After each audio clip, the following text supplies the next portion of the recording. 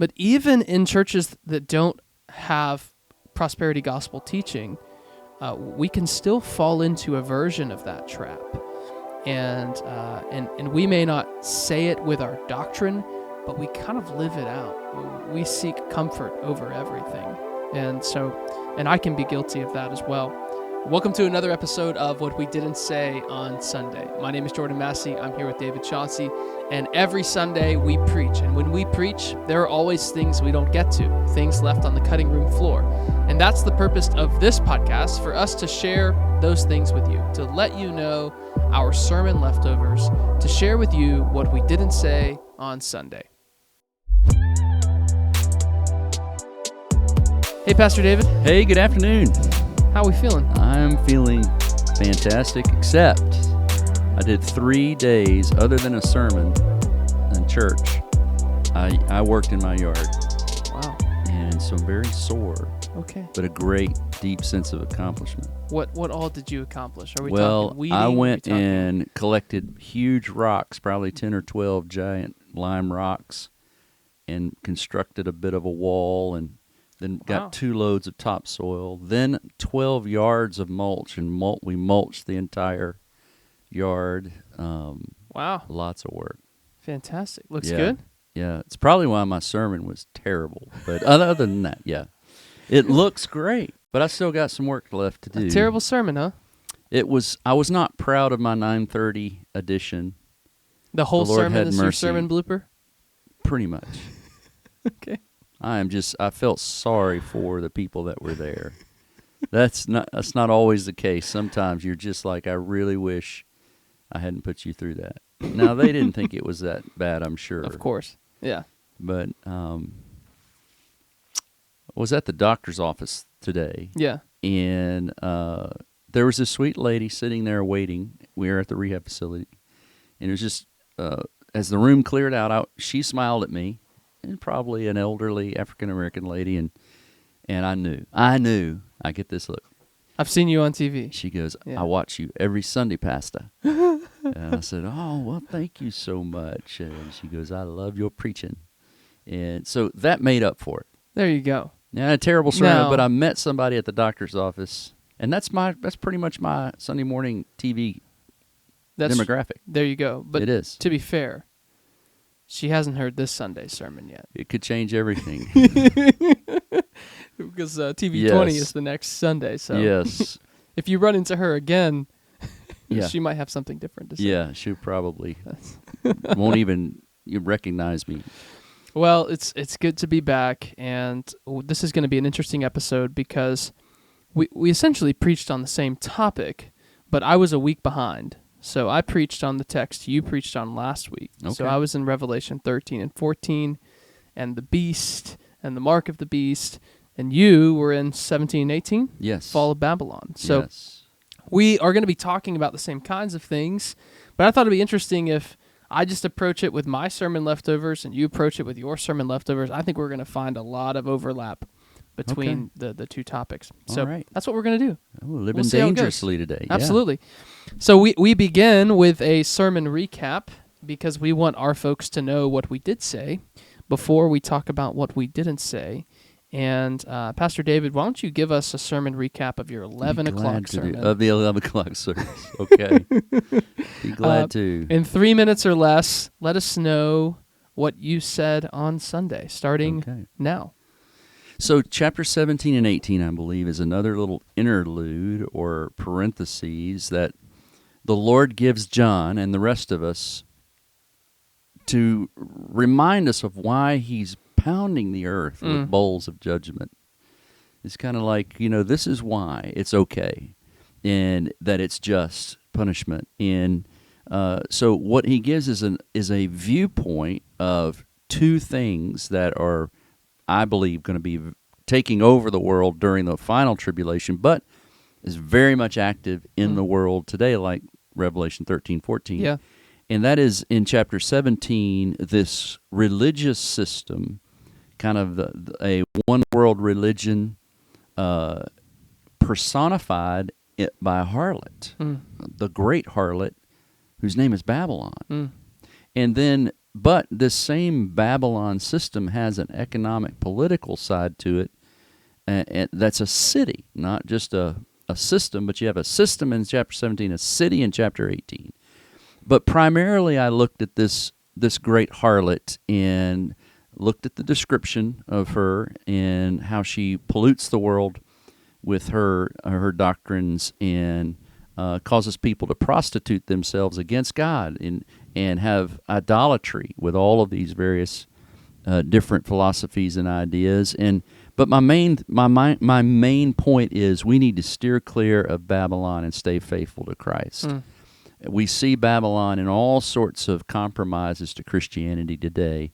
And so I talked about some of her description that is so vividly, and she's intoxicating the world with her pleasures, while at the same time being intoxicated by the blood of the saints. Yeah. And why? Because this harlot has to put to death truth. For her to exist, she has to do away with truth. Then I dove into her development and went back to Babylon and Genesis and tried to walk through some of that. It's a lot of history there, and I left a lot on the cutting room floor coming through there. And then her dispersion at the Tower of Babel is really where these seeds were planted around the world and have developed all of these false religions that will culminate in the final one world religion under the control of the Antichrist. But we see this happening, parts of it happening today. And then I didn't even get to her destruction, but that was point 4. What she eventually becomes is she's used and abused by the beast. Yeah. He uses the harlot to get his power, and then he destroys her because he wants the world actually to worship him. And so she is destroyed. And the final command is to us, come out of her. Come out of her. Steer clear of Babylon. Stay faithful to Christ. Because you're the bride. Yeah. We're the bride that is to be pure. And that's and so that was the comparison. Yeah. And that's a great way to end because that's where we're going this week. Yes. In Revelation 19. Yes. So, all right. Well, again, a lot of overlap between our two sermons, though we preached on different text. So I'll go ahead and do my 3-minute sermon recap. Think you can do it? I think so. So I preached on... Oh, I better start the timer. Whoops. Starting now, I preached on Revelation 13 mostly. I referenced 14 some, similar to the way you approached it as well. And my main idea was seeing things clearly is the antidote to compromise, which might even be the main idea of all of Revelation, right? It's aiming to reveal things to us so that when we see them in a certain way, our faithfulness, the likelihood of our faithfulness improves. And so we just looked at what are some of the ways that the beast want to deceive us, want to blind us so that we don't see things clearly. That if we're blinded by these things, we will compromise. And so I talked about we're blinded by the spectacle of the beast. And this is the first few things we see, the mortal wound that heals, and the second beast, the false prophet, that does all these miraculous signs and even causes this image to speak. And you see this spectacle on display. And all throughout human history, one of the greatest ways that we're deceived, we buy into lies, is just the spectacle of things, that we're enamored by the awe and wonder of whatever it is. And I talked a little bit about how the modern world is just, everything is just seeking to create a spectacle, to get your attention, to get you to look here, to buy into this product, buy into this worldview, buy into this ideology, but that it's flimsy and thin. It's just a spectacle. It seems to have a mortal wound, but Jesus really died. So it's this fake imitation of what is real. But we compromise when we're blinded by the spectacle. I talked about how we're blinded by syncretism, and this really is the work of the false prophet who has the appearance of a lamb but speaks like a dragon. And even thinking of the way that John talks about Antichrist, they were among us, but now they're not. They've left. And so there's this syncretism of, yeah, this is Christianity, this is real, this is true, with compromise, with a mixture. And in 14, those who are the people of God are pure. There's no mixture, that they're holy. So we get blinded we can justify our compromise if we believe its faithfulness. So we're blinded by syncretism, and then we're blinded by comfort. That we see this mark of the beast that's given at the end of you can't participate in life unless you compromise. If I can make you uncomfortable, then I can take away your faithfulness. And so the beast uses all of these things to blind us, but there's what Revelation is seeking to do in this chapter is show us the truth, to show us the way things actually are, and in that we can be faithful. And so my main application was just cling to God's word. Test everything with God's word. God in his grace has revealed to us the way things actually are.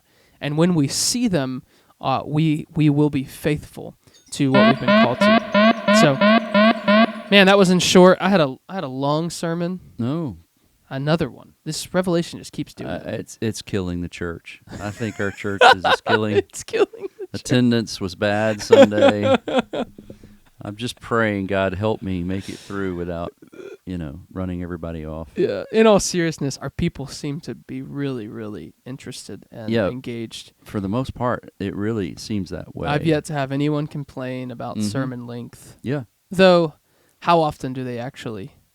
They may be thinking it. They may be. It's mainly my staff that complain about my sermon length. The people that really matter, the people that matter don't. If you're listening, Westside staff, what Pastor David has just my staff. Oh, man. All right. Well, hey, that's our sermon recap. You can see the overlap there. I think we're going to have a lot to get to. And I actually led our preaching team through studying Revelation 17 and 18. So I've got some knowledge of that text and what you preached on. So let's just dive into the sermon leftovers and begin with sermon bloopers. You've already admitted that your whole 9:30 felt like a blooper. Why don't you talk about that a little more? Yeah, sometimes it's just like my brain and my tongue decided they didn't want to work together. Yeah. And that's bad when your job is for them to work together. Teaching, preaching a sermon. And so I was hesitant and I was sputtering all the way through. And sometimes that's the case when I feel like I'm trying to control what I'm saying and it's not flowing out. Yeah. Fortunately, at 11 o'clock, it just all came and it was flowing out of the overflow of my study and the preparation, just like it should. But the 9:30, I just felt so sorry for the people. But that was part of the blooper. In the 9:30 service, I did bring up the Target mess, with the guy, and as kind of typical blending even of economic compromise. Sure. Yeah. But the guy's a Satanist too. Yeah. And so he's a Satanist who's producing LGBTQ+, but then you have a corporation who is trying to make money, but they're not just trying to make money, they're trying to make statements. Mm-hmm. And so even in that, I see this merging of the secular and the spiritual. Mm-hmm. That they're not just enough for us to buy clothes. I just want to go in and buy a TV or clothes or something, but I have to buy their message. Yeah. And I think that's a little taste of Babylon. Sure. And it was Memorial Day. And I think in the first service I came close to I really wanted to warn our people that we come very close, I think, to making this unholy union between the church and the state. Mm-hmm. We wouldn't do it. We don't do it. I think we do it without realizing that we're doing it. Mm-hmm. And so my warning was just be careful, because I'm constantly preaching about being involved in politics, being active part of your community, and because we have the privilege of making our voice heard as American Christians. Yeah. So I'm not saying back off, but just you cannot marry, because the beast, the Antichrist, they want to use the church to gain power and influence. Mm-hmm. And we all will do that. We're susceptible to that if we're not careful. And politicians are not pure people, just like I'm not a pure person. And they are very susceptible to claiming the name of Christ to win the people of God, and then actually turn on them ultimately.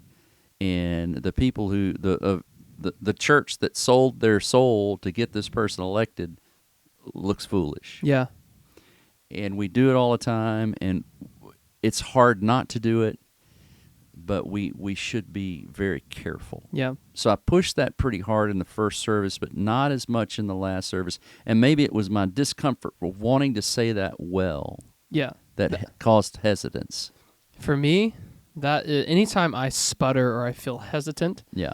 it's when I'm dealing with an issue, especially if it's an issue that I need to speak to one group a certain way, and I need to speak to another group in another way. And because in a congregation on Sunday morning, there's just a diversity of opinions, politics, place in life, spiritual maturity. Yeah. And so having to figure out, how do I provide a helpful challenge Right. to a group of people who are all in different places when you're dealing with something so sensitive? So I get it. When I'm dealing with those kind of things, I always am a little bit hesitant as well. I'm never hesitant, and people are always encouraging me about how bold I am on certain issues. And I said, well, it really isn't a struggle. Mm-hmm. It's more of these gray area issues where I really want you to hear my heart, and know what I'm not trying to say. Yeah, because people will try to read between the lines. Oh, he's talking about Trump. Yeah. I'm talking about a lot more than Trump. Yeah. Trump obviously is a great example of Sure. someone who, many would say, oh, he's a Christian. You just need to know him. Yeah. I'm like, well, okay, but I don't know. I don't know that he is or not. But what I said Sunday morning is this: do not vote for someone just because they take the label Christian. Because people will use that label and use all sorts of things to gain your power. Yeah. For you to empower them. You have to be very discerning, and just like Jesus said, we look at the fruit. Yeah. That's how we really judge, is the fruit. And that's that, looks like a lamb, yeah, speaks like a dragon. yes. I think we see a lot of that Oh yeah. in American politics. And I don't know that politics is kind of left to dragons now. I mean, lambs have a hard time winning. Sure. Yeah. We want a lamb. We want someone with a heart like Jesus in there, but it's hard to run without playing those power games. It's fair. I have said before that, I think if you get to the point where you become president, the way the American political system is currently structured, the very fact that you're there makes me think you've compromised to some extent. Like what it takes to gain influence and maneuver and acquire the kind of power necessary to win a presidential office. Yeah. Not that it can't happen, but I think it's really, really, really challenging to maintain faithful Christian life. Here's what I truly believe. I truly believe that there is going to be a person who can do it, who is going to be able to say the right things in the right way so that everybody on both sides are going, this is what we need. That's the Antichrist. Yeah, so when that happens... That's the guy. Sure. Because he will have the voice of a lamb, or will have this demeanor. Yeah, appearance. And will woo the harlot. Sure. And the harlot will marry herself to him.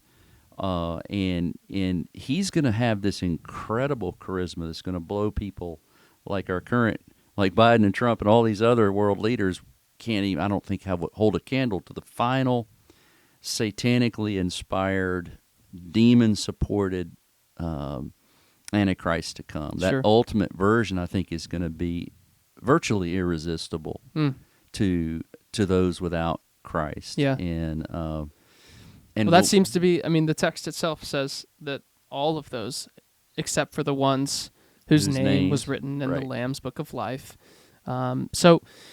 Yeah, I think you're right there.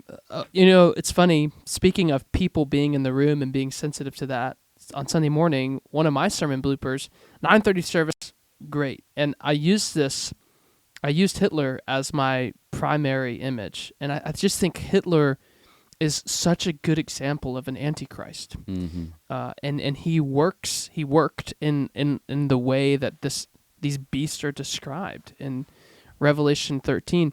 And so I started with, the reality that on January 13th, 1933, Hitler becomes chancellor of Germany. And we know what happens after that. To me, what's really interesting is how he got there, and how in a democratic nation like Germany, someone like Hitler leading a party like the Nazi Party was able to gain power. And so I had all these examples of how Hitler used spectacle, Hitler used syncretism, Hitler used a promise of comfort, and there were all of these tactics that the beast used. And at 9:30, it felt great. 11 o'clock, I get up there and I begin, and I realize on the second row is a sweet old lady named Irma Gonzalez, and she's German. Oh. She grew up in Germany. Oh. And so I all of a sudden become very self-conscious of my history. Yes. I'm just questioning everything I'm saying about That's German funny. history as this German lady is just engaged, and she was so encouraging after. But I was also very careful to not provide a scathing critique of German people, which I didn't want to do in the 9:30 either, but I especially didn't want to do in the 11 o'clock. So that was probably one of my sermon bloopers. I'll tell you a funny blooper. This is a funny blooper. That's what I want. I had a dad joke in the middle of my sermon. Amazing. Come to you on the spot? Yeah, it's hard for me to stop them. But my kids are immediately, their heads just drop, the ones that were there. I was talking about, I'd just recently been in New York City, and I said, yeah, we went to all the important places. We went up in the tall buildings, and we floated around. We floated around the Statue of Liberty, and I said, but in a boat, not in inner tubes. And my kids are like, why did he say that? That is such a dad thing to say. Well, and but you just reminded me of one of my bloopers. I'm dealing with 14 and the description of the 144,000. I think you had a similar blooper. The description of the 144,000, that they had not been defiled with women; they are virgins. And we read the 144,000 differently. So I said something right. I think for me it's the people of God. Yeah. Right. Just as a whole. And so I said something to the effect of, now, if you read this literally, there's many of you in the room who you're ruled out. You wouldn't qualify, including me. Including me. Crickets. In the 9:30 and the 11. I did it in both because I'm, a moron. Right. And in both of the services, I had to clarify what I meant because no one laughed. No one picked up on it. And so I just had to say, because you've had sex. Like, I had to say that. No, you didn't. I had to in both services. Bo. Or maybe I said, no. Maybe I said because you're not virgins. I'm sending you over to that campus to check things out. I think I may have said because you're not virgins. That's funny. I don't think I used the old S word. Oh, man. Anyways, great. Hey, let's get into what we didn't say. You mentioned with historical context, there was a great deal to do with Babel and Babylon, and there's so much history there. Anything you want to mention here that you didn't deal with on Sunday morning? Yes, I really didn't get into. I would love to make the connection between this child and son system of worship that I think where we have Nimrod, who supposedly came back through as a child, resurrected, and then you have these Ishtar, and you have all of these Semiramis. I think that is the name. She has various names. This goddess, but always has this child, and how even that can be tied into this early Babylonish type religion, and then we see it kind of. That's a word, Babylonish. And how it kind of seeps through history. But I really do, and maybe I steered clear of this on purpose, but Catholicism, there was a lot of syncretism into Catholicism from these pagan religions right and that was based in Rome. Mm-hmm. And I really think that kind of an early version of this compromise of pagan religion filtering into Christianity was when Constantine converted to Christianity. Mm-hmm. A lot of people took advantage of that, and to keep their place of power and to keep their goodwill with the emperor, just signed on. I'm a Christian. Yeah. And all of these things from false religion would filter into early forms of Christianity. Now, some of them, like Easter, have been Christianized. These holidays that were pagan holidays or whatever have been Christianized, and they're fine. But I didn't want to really hammer a lot on Roman Catholicism. I did bring it up in the first service a little bit, that I believe there are Roman Catholics that are born again, going to heaven, and they believe in justification by faith, and all of these things. But a lot of the dressing of the Catholic Church, and one of the things I talked about too was the persecution. She was drunk on the blood of the saints. I would love to have talked more about some of the persecution of the saints throughout history. That we've always seen this spiritual false religions, or the great harlot that exists all over the world, reacts against Christ and God's people. And so I didn't get to talk about the history of persecution much at all. These 2 chapters really could be preached in 4 sermons. Yeah. Much less 1. I could have done 4 sermons and done a thorough treatment of it. But some of the history of Babylon, the history of Rome and Roman Catholicism, I had to just leave out. Yeah. That's a great point you make about Roman Catholicism. And I always try to be careful there, too, because it's one thing to talk about Catholic people, and there are many Catholic people who are faithful believers. It's another thing to talk about Roman Catholicism, which is truly corrupt and heretical. And but what's interesting is you think about the Protestant Reformation, some of the most significant discussions and debates are around what some would call nuance. Right, so some people think, well, Catholics were saying, grace is not how we're saved. It's like, oh no, like they are saying grace is how we're saved, but it's a question of sufficiency versus necessity. So a Catholic would say grace is necessary to be saved, but grace and something else, grace and works, whereas Protestants, evangelicals today, affirm the sufficiency of God's grace, that God's grace alone is what saves us. And so, but what's helpful there, I think, as we think about the way the false prophet works, is it's often in the details, and it's why it's so important that we guard our doctrine well, because it's those seemingly small changes and compromises that have drastic implications down the road.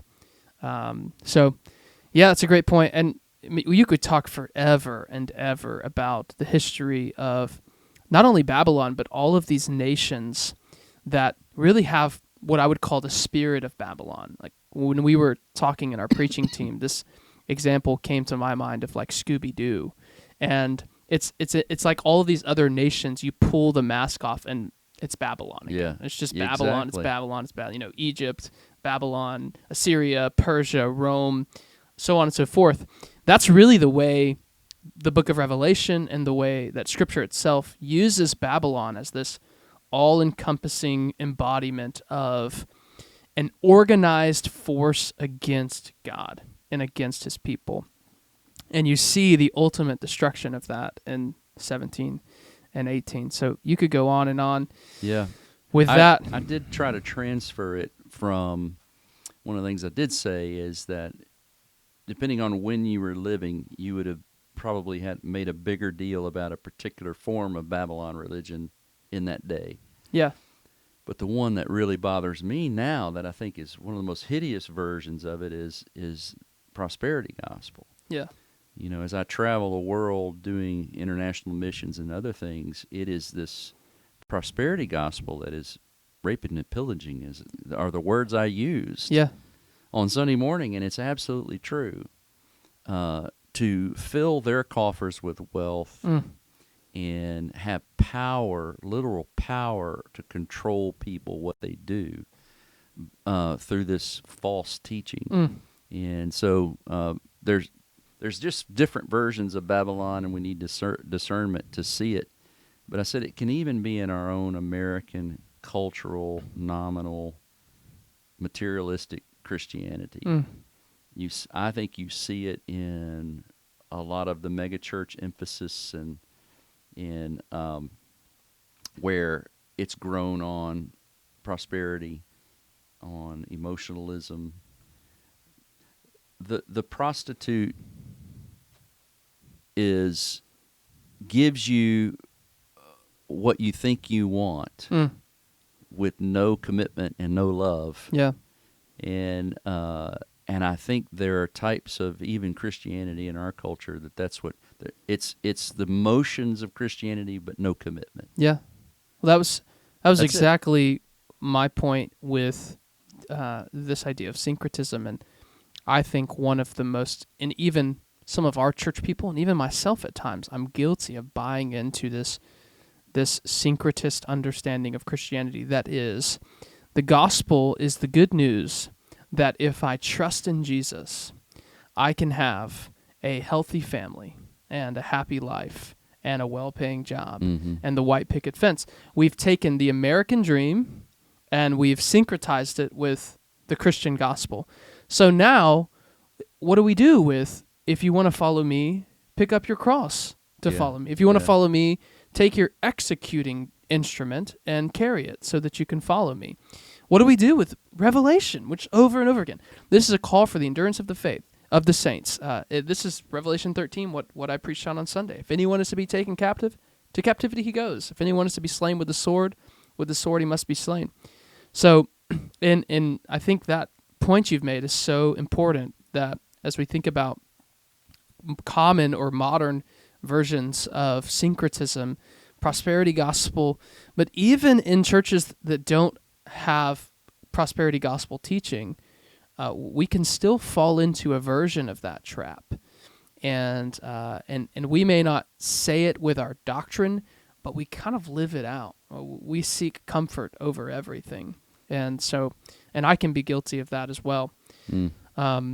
So, man, there's just so much here. What about literary context? Anything for you with 17 and 18 that you didn't mention on Sunday? I tied a lot of it to, I guess this is literary context, to the loss of the garden in Genesis and the return of the garden in Revelation. The loss of the place of God's people and God's provision in the garden, and then you have the city, or the comparison of the city of man and the city of God, Jerusalem coming down. This, I think, it just is a tale of two cities is kind of how I opened up, that you can look at the Bible as a tale of two cities. It's like St. Augustine wrote, the city of man and the city of God. Yeah. And then comparing the two through it is just so amazing. When the city of God does come down, it's nothing unclean goes in. And the doors are always open because there's nothing. There's no threat. There's no threat. Yeah. It's such a beautiful comparison, and I think to really understand the Bible in those big pictures is so helpful to a believer to see it as you've got a garden that was lost, then you have humanity searching for this garden and creating their own gardens, their own religions, their own cities, hoping to find that community and find purpose in the stars. Yeah. Find purpose. They're searching for the garden blindly. Yeah. And God's going to bring it back through Christ. And so that I dabbled on that some, but man, it could have been a whole nother city. You can work on that this Sunday when you start talking about it, and next month. There's the two cities. There's also the two women, and to some extent, where in 17 and 18 you have a harlot, and then in 19 you have a bride who's adorned Yes. for the wedding feast of the Lamb. And so really some of the more helpful context for 17 and 18 is the end of the story as we continue and we see God's good world. We see the city. Well, what's interesting, I think, as we think about big picture literary context, and you've just hinted at it, is in a lot of ways you have a garden in a garden, but it's a garden city in the end of Revelation. So you see this movement from a garden to a city at the end of the story. And I think that's important. I think sometimes we think of God's redemptive work in the world as a circle, right? We start in the garden, and God's trying to take us back to the garden.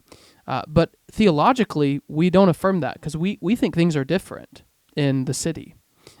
We believe that a fall is not possible in the city, or this is an eternal existence that we will live in the kingdom of God, as like Jesus forever. And so I think that's in some ways a helpful correction as we think about garden to city. It's a garden city, but it's different. Yeah, but the similarity with the garden is that there's no temple. Correct. There's no temple in the garden, and there's no temple in the city, because it's this perfect fellowship. You don't have to go anywhere to meet God. Yeah, exactly. Which is the common denominator. Yep. No, that's good. That's helpful. Well, anything else? The theological ideas maybe you didn't get to on Sunday that you wanna mention here? Nothing's coming right to mind. The one thing I will say is I think it's significant, even thinking about your sermon, but really 13 through 19 is all dealing with, in some way, God's work with Babylon, God's work with the great bad city. And I think if you were to diagram the whole book of Revelation, it's amazing how significant of a portion is directed towards this great bad city. And I think that should jump off the page at us as the reader, where we go, man, this is really, really important. And 17 and 18, God's dealing with this great bad city, is immediately preceding God's final installment of his kingdom. And so I think to go back to what we were talking about at the beginning, as we think about our relationship to politics and our alignment with nations, that we always need that check in our spirit. Not that we shouldn't be proud to be Americans, not that we shouldn't participate in the political life that we've been given this freedom to participate in, but we should always have this check of, let's remember these nations, these empires, that apart from God's nation, we've seen in existence one time Israel, and even they are punished by Babylon. That we always need a check about our allegiance to nations, because the story ends with the ultimate downfall of these great bad city nations. It does, but I am not a pacifist, and I think we have to balance this out with Romans 13 and this idea that God does ordain government. Yeah. Even though it goes bad, goes wild in so many ways, and he has, depending on where you live, you have opportunity to participate in that. And one of those ways is that, if your country goes to war, what do you do? Yeah. Can you be an allegiant to Christ and sacrifice your life for your nation? Yeah. And I felt that tension Sunday morning because it was Memorial Day. Yeah. And I absolutely think you can, because there are you're participating in God's sword, the sword of the government, and maybe it is His will that you be a part of that sword. I don't know. There's a whole lot of theology about this idea of pacifism and where you don't take life and those kind of things. Well, that's what's interesting to me about Romans 12 and Romans 13 right next to each other. Because what precedes Romans 13 is a command from Paul to care for your enemies. And the reason we can is because vengeance is the Lord's. And then Romans 13 is his elaboration of, well, how does the Lord take vengeance? Mm-hmm. Well, sometimes he takes vengeance through human institutions. So here's what's interesting. Romans 12 and Romans 13, to me, indicates that in some ways, at least, there's a different ethic for the church and the state. Mm-hmm. The question you're asking, which is a really, really important one, is what about the churchman who's in the state? Yeah. And how do they live faithfully? And that's just really, really challenging and hard to work with, and I'm grateful I don't have to ask that question. Right. But you also make a good point. We look at Revelation 13, we look at Revelation 17 and 18, this great indictment of Babylon. In Revelation 18, there's a call to come out of Babylon. But we should also remember that when Israel is literally in Babylon, in Jeremiah 29, they're told to build houses and live in them, plant gardens and eat their produce, take wives, have sons and daughters, take wives for your sons, but seek the welfare of the city where I have sent you into exile. And God used Babylon to send the people to exile. So, and ultimately, we trust in God's control. Yeah. But there is a tension that we live in. It's the tension between Romans 13 and Revelation 13. It's the tension between Romans 12 and Romans 13. And I think it's truly a matter of discernment for those living in the... A lot of people are struggling right now. We joke about boycotting Disney. Sure. Now we're going to boycott Target. Yeah. And there is in our desire, we want to say something. This is not okay. Mm-hmm. That you're using your businesses to indoctrinate, Sure. our nation and all those things. And so we do that. But then we realize it's impossible to completely isolate ourselves from Babylon, the city or the system. We're just woven into it. But I think that's what salt does. That's what light does. You're there. You're in it, but you're not of it. You're contrast. You're a healing agent. And but I love Babylon B, which is a parody. Yeah. It said, woman reverses, or she backs out of her boycott on Target 5 seconds after walking into Walmart. Because if you've ever been to Walmart, it's not much better. It drives you to Target. That's right. But so Walmart or Target, you're still you can't hide from the world. That being in the world but not of the world is a challenge. And so much. This is John 14-17, Jesus' farewell discourse, when he tells them to be. He prays that they would be in the world but not of the world, and within that, there's a promise of the Spirit. And I think we need to remember that God has given us His Spirit, that in the midst of the world, we would be marked and sealed by the Spirit of God, and that the Spirit would lead us to engage the world in a godly way. And so much of it really is a matter of discernment and a leaning into God's guidance through His Spirit. Yeah. So that's a good to close on. There we go. Hey, that's a lot. Did we get to 50 minutes? We're at 46. Yeah, that's close. We're way short. We're short, but we have a question. We do have one question. So the question may get us to 50 minutes. It's actually about animals in heaven. Oh, excellent. I knew it. I love it. I knew Who's it. it from? David Goodwin. Oh, David Goodwin. All right. Let's hear So it. what's the question, David? Does it make sense to use the scriptures about unclean animals to figure out which animals we will see in heaven? Some New Testament scriptures indicate that all food was declared clean and could be eaten. Mark 7:19, 1 Corinthians 8:8, Acts 10:15 for scripture references.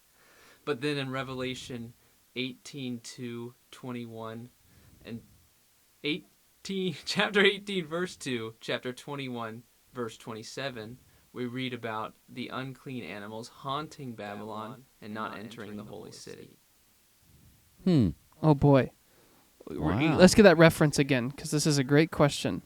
Revelation 18, you said? Revelation chapter 18 verse 2 and Revelation chapter 21 verse 27. I would say that text in Revelation 18, it was often common in Scripture for unclean birds and things to be represented as symbolic of demonic. That it's not really talking about unclean animals like in the Old Testament that you couldn't eat. Yeah. I think that Revelation 18 is sort of symbolic for it's now the haunt of all sorts of demonic, unclean spirits. But as far as the unclean versus clean animals, I don't think that's the question. The question would be for me is there any evidence that animals that are alive today will be resurrected somehow, and those same exact animals will have a life beyond the grave? No. Here. And there is no evidence that I know of anywhere to support that. No. Now, I will tell you what I think. In the new heaven and the new earth, I think there'll be new animals. Different new species? Maybe the same species, like will be humans. Maybe there'll be new dogs. What about dinosaurs? Maybe dinosaurs. Yes. But I do not think my dogs, that they have a spirit that is eternal, and will be somehow, I'll see Charlie and Chloe and Skipper when I get to heaven. But I did say in my sermon, it was a blooper the other day, I did say, if dogs do go to heaven, I think Charlie will be there. So I probably created more trouble than... That's probably where this is stemming from. Well, to answer the question specifically, I think cleanliness and uncleanliness isn't necessarily about something's being, it's about something's being consumed. So God creates all of these animals. They're all good. And we see, even if you think about the ark, God has clean and unclean animals on the ark. And so I think that category isn't about labeling animals per se and their kind of existence, but more about what can we eat and what can we not eat. Mm-hmm. And then if we're going to go to this question as well, I said pretty certainly last week I'm in agreement with you. And I think we need a correction on. I mentioned this in passing. I'll mention it in a little more detail. I think we need a correction on even the way we think about family in heaven. Yeah. And because Jesus seems to make it clear when this question is asked of, well, if this guy's been married 7 times, he's got 7, they've all died. He's got 7 wives. So who's going to be his wife in the kingdom? Just look, you're not thinking eternally here. Yeah. And I think there's a lot of indication that in the kingdom of heaven, the new heaven, the new earth, we will know the people that we know here on earth. Mm-hmm. But family as we know it isn't eternal. That this is a temporary good construct. Yeah. But as much as I love my wife, I don't think I'm going to be married to my wife for all of eternity. And now, this may be controversial, and we may have disagreement on that. I agree. Okay. I agree. And a lot of people are holding out hope for that to be very true. Yeah. But again, that doesn't mean you're not going to be with them. Yeah. And what we know is that your heart is going to be satisfied like it has never been before. And it doesn't mean that you're not going to know them. We may know our spouses better than we ever knew them. Correct. While married. Yeah. We'll know them for who they really could be in Christ. And exactly. so that'd be kind of exciting. But there's no need for that marriage the way it is now. Yeah. And the reason I bring that up is part of the dog thing is, well, my family's not my family without my dog. Right. It won't be heaven. If I'm going to have my family in our house on, 123 South Heaven Street, where's my dog going to be? My dog's got to be there. Yeah. It's like, well, we need to rethink the whole shebang. I do think this, though, what a blessing that God allowed us to domesticate animals. Oh, yeah. I really think they have a healing. Absolutely. God uses them in a healing way as great companions. They're incredible. But it doesn't make heaven less of heaven if that animal doesn't live into eternity with you. Mm-hmm. it is just another grace that God's given us on this earth. Yeah. That we have the joy of these pets. Yeah. God's creative order. Yeah. We should maybe do a whole episode on the eternality of the family. 50 minutes. We have to be there now. Oh, we're way past now. Go. All right. Let's go. All right. Well, hey, that is our sermon leftovers. We're going to preach again. Well, I'm preaching. You're not preaching. I'm not. I'm Be going me on vacation. and Richie Baldwin this Okay. Sunday. Richie at Southwest, me here at Newberry Road. So Richie and I will record next week. And you actually get the second coming. That's right. We've been looking forward to this. That's right. And I'm on vacation. Yep. Boy, it'd be like I was raptured prior. That's right. And because I'm historic pre-mill, I'm here. You're here Exactly. to tell us what happens. I'm coming back with Jesus. All right. All right. Well, those are our sermon leftovers. We'll be back next week, me and Richie, to share with you what we don't get to. Because there will be things we don't get to. And we'll need to tell you what we didn't say on Sunday.